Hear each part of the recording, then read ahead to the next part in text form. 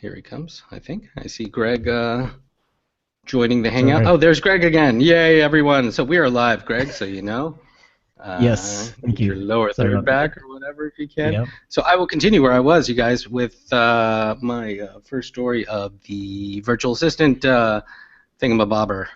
And Yes. thanks to eWeek for this one. This one is Mike Elgin, well-known tech participant, as I like to call them, in the world Nice. of IT and tech. Yeah, so here you go. See, the virtual assistants will need a virtual manager. It was a really interesting take to me because, as Mike sort of sums up in this story, there are a slew of these sort of AI type of virtual assistant type of things that are coming out, whether it's Cortana, Siri, or any of the other ones, even the Amazon Echo, apparently Facebook M also. There's going to be a whole bunch of them. In fact, there are other ones too. There's children's ones. Barbie has a particular type of thing with kids that sort of pertains to this whole item too. And now there are a great deal of these. So the company's called Toy Talk, and they already created a separate virtual assistant platforms for Hello Barbie, Thomas and Friends, Talk to You platforms, 2 virtual reality systems for children only, and each different from the other. So they're not just for professionals, so consumers also will get these things, and they're increasingly cheaper and open source sort of APIs for developers to create these type of virtual assistant solutions for everyone too. Like a company called Arya offers roll your own virtual assistants, but requires you to supply your own data. And so we can also expect to see virtual assistant features built into apps as an interface. The main point will be the app, but the virtual assistant feature will function as the only way to interface with the app. So increasingly, you're going to see there's going to be a slew of these sort of virtual assistant items and applications sort of conflicting with each other is sort of the sum of the article when it comes to. And we're going to have so many of these things that we're eventually going to need something or someone or some sort of AI itself to sort of manage all of these items too collectively, right? Because there's going to be all these disparate sort of solutions vying to do sort of a similar thing for us all. So it was a really interesting take, an interesting new thought on like who will that manager be, or will it be more than one, and that kind of thing, and how is that solution going to play out? So the conversation sort of begins now. So I just thought it was really an interesting sort of perspective on this whole space. Well, it's interesting. It's part of that big conversation of integrated apps, right? How do they all work together, and how do they play together? I mean, it's that same conversation, right, that we're hearing, right? I mean, there's so many out there that, how do you integrate your whole life with it? Yeah. Right. Yeah. How does Google Calendar know about whatever, some other open table dinner or something like that type of thing? And I've been fooling around with if then this, right, or if this and that, yeah, totally.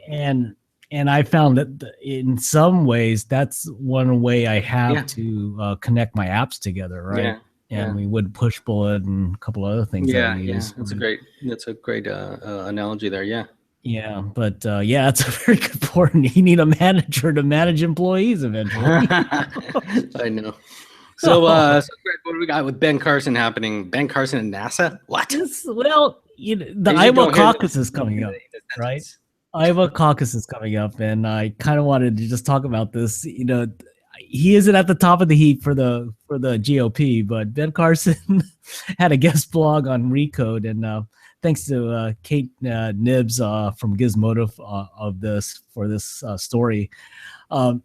He had a prescription for cybersecurity is really create a new organization like the National Aeronautics and Space Administration called NASA, NASA to all of us. Oh, those guys. And establish a National Cybersecurity Administration, NCSA. And I don't know. I was a little bit. It was interesting, and his purpose is that he said almost anyone could also participate. So it's going down the road of what I would call the anonymous path, right? Where we could get a lot of people involved in this, and they could help combat this whole thing. I don't know. It's wild enough to make me think about it, but I don't know if we need another $100 billion agency in the government, but I thought it was something interesting that he said. He says that he says that he doesn't have a roadmap. It's just a concept right now. But right. I mean, how very Ben Carson like. Yeah. And he said the NSA is not a new federal bureaucracy. On the contrary, it's a consolidation and unification of countless and often redundant programs and niches and offices which operate disjointedly throughout the government. I mean, we hear that all the time. Obama talks about that. Ben might as well talk about it too. But this new administration would, his new administration would streamline the efforts into eliminating stovepipes that make America's online efforts so ineffective. So a lot of thoughts came to my mind when I was looking at this, and Anonymous comes to my mind. Billion-dollar agency again that's ineffective comes to mind. So there's a lot of angles you could take on this, and I just wanted to bring it up to everyone's attention that Ben Carson is actually talking about this in cybersecurity. So. Oh. Ben Carson, go figure, huh? Well, yeah, he has a prescription. Candidate. Sorry. Okay. Well, let's go on to your next one, my friend. What's sort of this piggybacking? About yeah. Bosses? Yeah, so piggybacking on Greg's story here. Yeah. So it turns out, thanks to, let's see, what is this? Remaking the University, Michael Moran's Christopher Newfield's blog, it appears. This is a really interesting story that's been kind of breaking today. Today being, yesterday actually, Saturday and Sunday, January 30th, as of this recording. Yeah, so UCOP ordered spyware installed on UC data networks, as you see here. So the Chronicle has discovered, behind this paywall sort of story that University of UC President Janet Napolitano ordered the installation of computer hardware capable of monitoring all emails going in and out of the UC system. So UC Chief's operating officer says that, quote, that UC policy forbids the university from using such data for some non-security purposes. And what's particularly nefarious also is that what's upset a lot of the faculty at the surveillance was put into place without consulting the faculty. So what's really creepy too is they say, in fact, the people installing this system were under strict instructions not to reveal it was taking place. So that's kind of gross, when you realize that kind of thing has been happening, something is amiss, or the red flag should come up. So they list a couple of communications between UC Berkeley faculty, one about how the faculty there came to know about the program, the other a timeline of events, and it's just really nefarious and very strange that this kind of thing was happening. In the enterprise, we're used to this kind of thing, right? We sort of assume that all of our emails and phone calls or voicemails are all, stored, obviously for sort of auditing purposes and things like that, depending on the type of vertical you're in. But at the university level, it's really strange where innovation and that kind of thing is super important, communication especially too. And where cutting edge research or whatever, especially at UC Berkeley too, could be really valuable, let's say for one particular company instead of another one. Or country. Or country, yeah, exactly. Or government agency, yeah, as you said, country, yeah. And but even on a lower level, it's just sort of weird, that they're doing this. I don't know. It's just, it has left me with a really bad taste in my mouth. And like I've said, whenever I see this type of there were a lot of emails also that said confidential, do not distribute in the internal dialogue emails and things like attorney-client privilege, when in reality later she sort of turned around and said, oh, sorry, that was a mistake. I saying that because there was no attorney-client privilege in this, and it's kind of just scaring staff to be quiet. Oh, absolutely. Type of thing. And then backtracking once this became increasingly public, and even the IT staff said that they felt really uncomfortable doing this too, and that they had farmed out the IT work and the data to an external vendor. So a lot of these internal communications are actually leaving the UC, it appears, on this external vendor's, a cloud or whatever it is system, which is not particularly could backfire. Could not be a good idea. Well, especially at UC Berkeley. I mean, we're not talking about a conservative organization there. So yeah. the fact that, it's that interesting. too. Yeah, you're right. I mean, to do it at the UC Berkeley, that's kind of incredible. But I was going to ask you is that, we are used to this. We kind of assume this at the enterprise or the private sector. Yeah. I mean, if someone doesn't even assume that, I think they would be pretty naive, right? Yeah. But to do it at a educational institution, and wow. Yeah, really strange, amazing, right? With professors, tenured professors, whatever. I don't know. So it's especially in a secretive way where you don't tell you. I mean, because even in the enterprise, they typically have you sign something saying that you acknowledge, or letting you know you're being monitored, really, to sort of dissuade you from doing any sort of stupid stuff on their particular networks, right? Right. Well, I shouldn't say stupid stuff that's detrimental to their business or potentially get them in some sort of legal trouble, right? But for it to do it secretly, I mean, this is really bizarre. I see a union grievance coming. Yeah. As well as lawsuits and everything. So, all right. So we got speed round, right? Speed round. All right. Let's get out of here. Right to me. Yes. All right. Oh, no. Twitter. We're trying to talk Twitter. Yeah, Twitter. How could Twitter? Yeah, sorry. I've been wanting to know this. Where did Twitter? There it is. Well, you heard this week the Twitter stock tanked, and there was a great Twitter. So thanks to VentureBeat and Nova Spivak for this article. So it was interesting is that everyone's been jumping on what's wrong with Twitter, but if you think about it, Twitter has a lot of cash. I was checking into.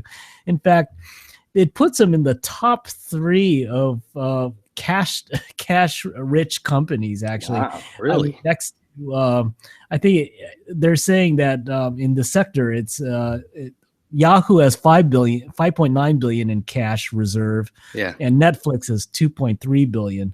So you can see where this Twitter's $3.5 billion. Ugh. So they're very cash rich, and they said, and in this article, it was kind of, they weren't really focusing on that, but they were really focusing on what can you do to make Twitter better?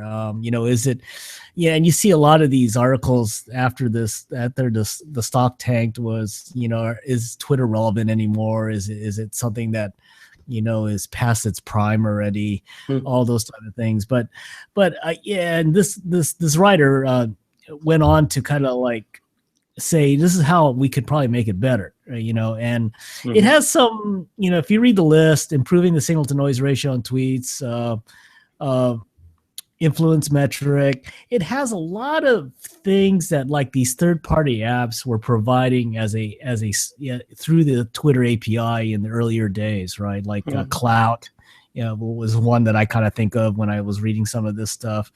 And I just wanted to get your kind of thoughts on, I use Twitter all the time. So I've been seeing these stories, a lot of, admittedly, I haven't read any of them, but just from being a Twitter user and seeing the Twitter universe and everything, they have massive adoption still. So to say that they're not relevant or whatever is a gross understatement. At the same time, on the flip side of that coin, and maybe this is me, I don't see how they're making money, and I don't see how they make money. I just, perhaps from a sort of advertising kind of sponsored tweet type of thing, but those are sort of here and there. Besides that, unless there's some sort of like subscription or enterprise solution, perhaps that's just old traditional thinking on Adolfo's part. I have no idea how, how you get it to 100x more profitable. So that's just me, though. I would love to hear their hypothetical situations, but that's just for me. Again, though, massive adoption. Adoption. They're still relevant. I think they have over 300 million, people, active users. They say, and they're global. They're global. They're global, and I'm not sure. I think they've been. This isn't a new issue to them. We've seen features roll out over the last 2 or 3 years of trying out different things. Like I said, the sponsored tweets seem to be there. Adding video in the earlier days of Twitter, to kind of gain a little bit more traction to kind of go up against Facebook. There's a lot of choices out there right now too. I mean, you have Instagram and Facebook, ways of getting information, but I've just been using it for so long that it's just like anything else. It's part of my toolbox. And with all the other choices out there, I don't have time to go research another one to make that more my relevant social media, because it's a tool. It's like a wrench, a scissor. Exactly. Yeah. I mean, once a scissor works for me, it cuts paper. I don't need to go get 10 more scissors. Yeah. And also, what's strange, I've heard some people saying though too that they're getting primed for sale actually for someone else, and that that being said, they're still going to have the same amount of users, and also this whole notion of and perhaps this is a VC notion, a venture capitalist type of notion. Expecting company to sort of hockey stick forever is, I think, unrealistic. And I think that's startups and companies, they settle sometimes where they're at. Sometimes there's a plateau, and you can get marginal gain, but not like explosive growth anymore.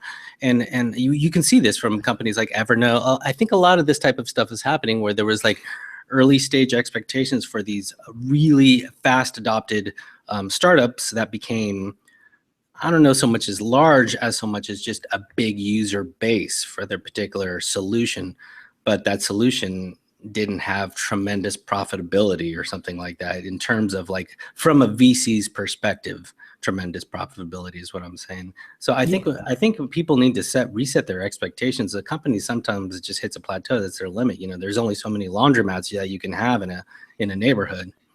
Absolutely, I agree with you, Adolfo. I think that it's an interesting time, because I think you're seeing a lot of former unicorns, that 1 billion valuations now. Shrink to 10% of what their original valuations are, going to what is realistic, right? I think the key word here is this is realistic. So this is the way things are. I mean, and good for people like Facebook and others who did cash out and were able to go public and you make it. I think that it's a good thing. But I think you're right. I think Twitter has some upside, and quite frankly, at a lower valuation, they make it even a better buyout target at this point. So anyway, let's now go to speed round. We used to have a fancy sound for that. That is our fancy sound. Yeah. Okay. Oh, you're a poker player. So nice. And I heard you're the poker playing machine, not this. Yes, you're looking at the Tournament of Champions champion right here. Actually, you're looking at my screen is what you're looking at, hopefully. So this one kind of broke my heart. So researchers at University of Alberta have created a poker program that is unbeatable, and which wasn't wasn't really a news story per se, because there were great almost unbeatable poker playing AI and online computer systems. But the one that broke my heart is that this is Texas Hold'em, and this is my game, my particular flavor of poker. So the algorithm is called, as you can see, Cepheus. It's able to learn from each playing hand over hand and improving its decision making over time. What's really neat is there's a video on this. So I would advise you guys to go check out the article of the BBC where the actual one of the lead devs on this AI is talking about it. And what's fascinating is that he talks about how Cepheus will learn about like sort of a bad decision. It'll purposely it'll go all in over and over and over and over and over and learn from, the X amount of times it's good to go all in, or it's not in this particular scenario, and then make poor decisions on purpose, poor decisions, and then whittle that poor decisions sort of ratio down to the point of what's optimal poor decision making, what's realistically, which is minimal. And then it can get to a near perfect state. And so when playing against a human, although there is a very slim margin of error, a human would view this particular AI that you're playing against as a perfect player because it is that good. So it's real fascinating. Go check it out. The BBC news here, the unbeatable poker playing machine, and my heart is broken now because computers have won officially. This is the first takeover. Yeah, don't go to the table with that guy. That's all I got to tell you, Dolphin. Don't go to the table with that guy. All day long, I'll say. Good one. Speed round. Kids. Oh yeah, well, thank you, to the Space Foundation for their release on this. But the Space Foundation just announced the 6th annual student art winners of the Space Foundation Student Art Contest, and check it out on our channel. I think it's interesting. What I was thinking, and Adolfo and I are both parents. I'm just amazed by the imaginations of a lot of kids and how they express themselves in art. And so I just had to post this because when I was looking through the art, my jaw just dropped. I was just going like, whoa, really? And I think if you could scroll down some of the pictures there, I appreciate it. Yeah. What's really neat too about this is they've included everyone. I mean, it's public, private school, homeschool kids. It's really neat. Yeah, and they had a lot of entries from around the world. 40 countries, I think they said. So I mean, the fact that we still have kids thinking about space. Malaysia, Bangladesh. Wow. Yeah, I know, dude. I mean, and it's interesting. I think there was one that kind of reminded me of like Abraham Lincoln thinking about space or something like that. Yeah, that was very colorful, very bright, very positive. Serena gets my pick. Wow, that one's awesome. Yeah. I love this one from India. Isn't it cool? Awesome. Yeah, cool? Very creative. Yeah, so and it's interesting as the kids get older, and the development of their art as well. In terms of just context and expression. Really neat. Yeah. Geez, I mean, I couldn't do this crap when I was 9 or 10 years old. Yeah, I can. I sucked at this. Write my name still. Yeah, well, I think stick figures were about my pace. Wow, isn't that cool? Oh my God. Awesomeness, but yeah. Anyway, check it out on our channel. Appreciate it. And next time it comes around, parents, why don't you sign your kid up to this if they have any creative bent at all, even just a little bit. It'll encourage them to express themselves. So. Excellent. Yeah. Thanks, we got next. Mitsubishi. So this is Mitsubishi came out with something called the SeaAerial, which turns fountains antenna into antennas. What? So crazy. So it turns out this is nothing new.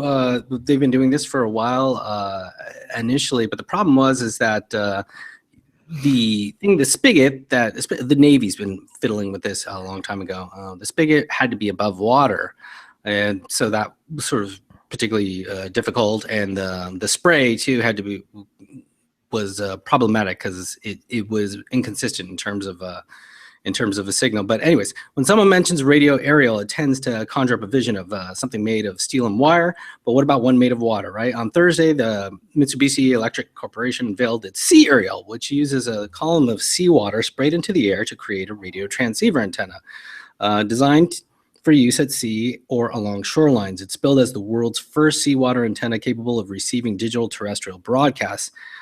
In our day-to-day lives, we're used to dealing with radio frequencies that are so short and relatively strong that the transceiver antenna on our devices are correspondingly tiny. However, as radio frequencies get longer and the signals become weaker, the antenna has to be longer as well. So this gets kind of kooky here, right? So the fact means that many radio installations require very large antenna that are expensive, time-consuming to build, and far from portable.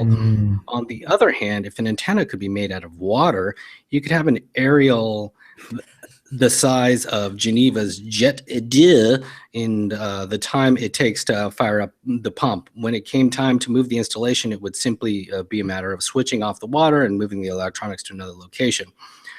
What's really interesting, though, to me is why seawater, right? So, yeah, exactly, and not garden variety freshwater. Contrary to popular belief, pure water is a very poor conductor of electricity. Makes sense. It's the mineral ions dissolved in that actually carry the current. So, for practical purposes, seawater works best for making the watery antenna, and so it turns out the innovation, what Mitsubishi is really doing here is it has an insulated nozzle that transmits the radio signal to the saltwater plume. And according to the company, inside the nozzle is a quarter wavelength tube of insulated material that physically separates the plume from the surrounding water and maintains the circuit.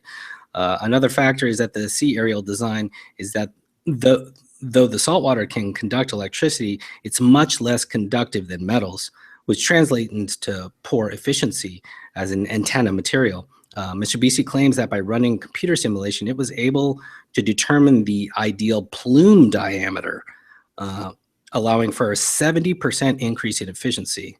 So Mitsubishi is also working on other conductive and transmutative liquids as new antenna materials, and has applied for a register for SeaAerial as a trademark. So really fascinating stuff, really weird that you can have like this exact sort of plumage of the water that plays into this, an insulated nozzle type of technology also, and that this thing is just an antenna in general. But clever. Awesome. Clever. Very clever. Well, yeah, I guess we'll turn our fountains into antennas soon. So yeah. Anyway, next. All right. Well, we'll have a maker thing, a hack for you guys. How to hack a Teddy Ruxpin to say everything you type or tweet. So I thought that was just kind of cool. I mean, I kind of, I came from the era where Teddy Ruxpin was available, and I think Adolfo hugged him very closely in his bed when he was a lot of Ruxpin. Yeah. So anyway, the guys at Chip, the $9 computer, Next Thing Company, decided to hack Teddy Ruxpin and actually Teddy Ruxpin had like a tape drive in the back with those signals it moved his mouth and everything, and basically it read you stories and all that stuff. So they hacked it so that they're able to actually put all those recordings or whatever stories onto the $9 computer, and basically also since it's Wi-Fi enabled, they decided to make it speak tweets.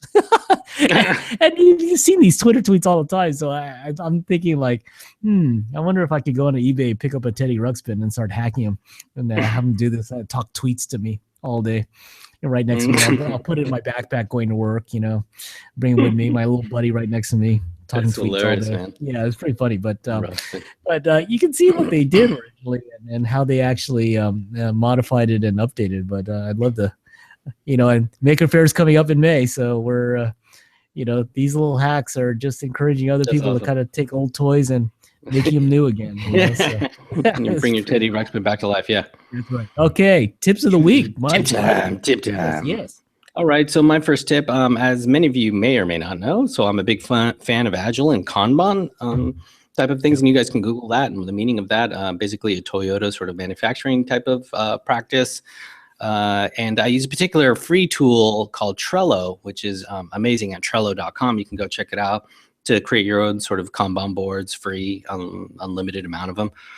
But if you're not so inclined to have your stuff hosted in the cloud or via Trello sort of stuff, you can do it locally now with this solution called Skadi or Skadi, however you pronounce it. It's at getskadi.com. That's GETSKADI. I probably should do this at the end. .com. So as you can see here, it's it has all the typical sort of Kanban things, and all you have to do is run this particular command line right here that they give you, and it will install on your machine. So it's Linux and OS 10 supported, and Windows apparently is coming soon. But as you can see, it sort of has this very Trello-like look where you have your various swim lanes that you can name. Here you can name your different swim lanes here, your columns, if you will. And then you can add your particular tasks or stories depending on how you, what sort of practice you're sort of doing. And then you can move these, you can drag these guys over to, the different columns too. It's just for the typical sort of Kanban flow. Very simple, very cool, that you can do it locally now too. And apparently they have a free cloud solution, of course. It's getskadi.com, skadi.com, GETSKADI.com. Nice. Good tip. Wow. Mr. Kanban. We appreciate you. All right, let's go to the next tip. Oh, Google Maps. How many times that you go in and out of Wi-Fi, or you don't want to use your 4G limit of data, and but you just want to get from A to B, in a new city, new town that you're visiting, you're on a business trip or whatever. So thanks to Independent and Doug Bolton for this, but I've seen this feature. I just never tried it before. You could actually use Google Maps offline, and what he'll say in this article, and if you guys check this out, I've never done that. I got to do that. I don't think I even know how to. But anyways. No. You basically could download maps onto your smartphone, and it makes sense these days. Your smartphone has a lot of space, but it's a maximum of 250 megabytes, or basically 120 square kilometers in area. You like that? So, you won't, if you're living in San Francisco, you won't get the whole United States, but you'll get a good selection for like Super Bowl if you want to get from different places, different venues. I mean, your driving range, that's perfect for that kind of thing, right? Oh, exactly. And so, check it out. It's a great tip. I've seen this before. I just haven't tried it myself either. Yeah. But it just reminded me that this is a great thing to have. You could throw paper away completely at this point, right? Right. How many times people used to just say, "Oh, I'll just print out the Google Map," right, or something that. So anyway, check this out. It's a great way of actually seeing new places without having to have connectivity. So nice tip. Yeah, all right, bro. Let's go to yours. Readable. So what's funny about this, or maybe not funny, is like recently, a couple days ago, or maybe last week, actually, Evernote sent an email that they were discontinuing several services, in lieu of their new CEO and their streamlining that they're doing. I know that Clearly, unfortunately, has been killed, and which sort of pertains to this particular story. There was another one too. I know the food thing was killed, which I didn't really care about. And Skitch actually was killed on several devices, iOS and mobile devices, but it still lives on in OS 10. But so I'm trying to address all those apps, so looking for alternatives for all those things. One of which here, oddly enough, is Readable. So, and it's funny because when you go to the Readable website, it's actually what Clearly became. So it says it's actually the developer from Readable saying, "I have some exciting news. Evernote has acquired Readable." So way back when. So luckily, this website still lives in this JavaScript type of thing where you can just drag it to your bookmarks and it works. So what Readable does, it'll be this announcement here, and you'll ask yourself, "Oh no, where's Readable? I'm on this page and I don't see the application," or whatever it is, right? The bookmarklet actually at readable.tastefulwords.com. But what you do see is this little teeny green thing down here that says show setup. So if you're down at the bottom of the page, that is what you want to click. Boom. And then look what you get. You get this whole slew of sort of solutions. I opted for a theme where you can get different themes, and it'll show you, just like Clearly used to work, because this was what Clearly was based on, how your page will look. So if we go to a certain page, we would just drag this, once we either set our custom items, which is awesome, you can do, or just select a canned theme so you don't have to deal with any of this. Once you get this guy Readable and you drag it to your bookmarklet, it'll function just like Clearly does, making the page readable so that you don't have to be distracted by anything that you're reading on a particular web page. But I would love if people out there have any other solutions that they prefer instead of Clearly. This is just what Clearly was based on, and it works for now. That would be great. So nice. Readable.tastefulwords.com. Nice. Check it out. Ooh. You've been doing some hiking lately, I surmise. Yes, and so I must track my miles. No, I'm just kidding. So segue into MileIQ, MileIQ.com. It's an app, a free app, I believe. Yeah, where you can do automatic detection, one swipe classification for mileage and logging. These guys were a startup that was acquired by Microsoft, and I know that they are in the Twitter building now in San Francisco, and very, very popular app now, especially with any type of consultants or anyone that's doing any kind of driving or traveling in any way that needs to log it automatically. It does that really elegantly, and it'll provide you, your dollars feature too, and that kind of thing, so that if you need to expense this type of stuff. So this works really good for photographers, people like Greg who need to expense their stuff, their videography, which I will never pay. I mean, I will pay for, and wait, you didn't get that on film, did you? And so yeah, you see mileage deduction and that kind of stuff. So check them out. They're all platforms, basically, web, of course, mobile, pretty standard stuff. Really neat solution. MileIQ, look into it for your mileage solutions.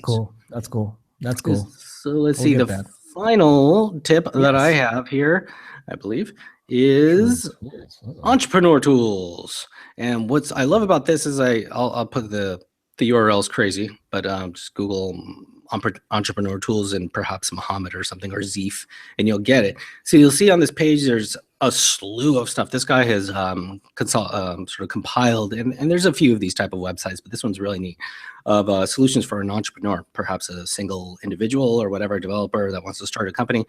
And as you scroll down, you'll see all these different sort of categories, right? So prototyping, startup tools, product launch sort of tools, list by others, hosted website building, app development tools, and you go down, startup community, online stores and shopping carts, finding co-founders. It's really helpful. Payment solutions, ideation, market creation, mind mapping tools, a really neat list. I love it. It kind of brings me back to the day of when people would compile a lot of lists online of these web pages, where you could just bookmark these things and you just had a sort of a go-to for various things, pitching, decision making. It just goes on. Look how far it goes down. It's crazy. And it's a lot of really helpful information here. So check it out, Entrepreneur Tools by Muhammad Kihani. Oh, that's so great. And there's a ton of info. Oh, good job, man. Good job. That's great. Great thing. Wow. Okay. I guess we'll move on to events, huh? Woohoo. Okay. Well, I talked to Miles Weislater, the founder and CEO of SF New Tech, and it looks like they have for 2016, they have a new Foodbytes program, and it's going to start in Brooklyn, New York, believe it or not. And that's coming up on March 3rd. So if you foodie tech guys or food tech guys are in New York or in that vicinity, go check out Foodbytes at Brooklyn. You go to the website there, and they have San Francisco coming up on June 6th, and they also have Denver, Colorado coming up in the fall. So it's a pretty big schedule of 3 Foodbytes events sponsored by Rabobank. Nice. Yeah, so they're all sponsored by Rabobank, and so Miles and his crew is always busy with that, and we hope to help them get the word out. So nice. Foodbytes. BYTSE, very clever. Yes. Like bites. Yes. All right, Greg. Well, where can we get more information about you? Oh, you reach me at socialgreg@nerdstalker.com. And also, you could also reach me on Twitter at socialgreg.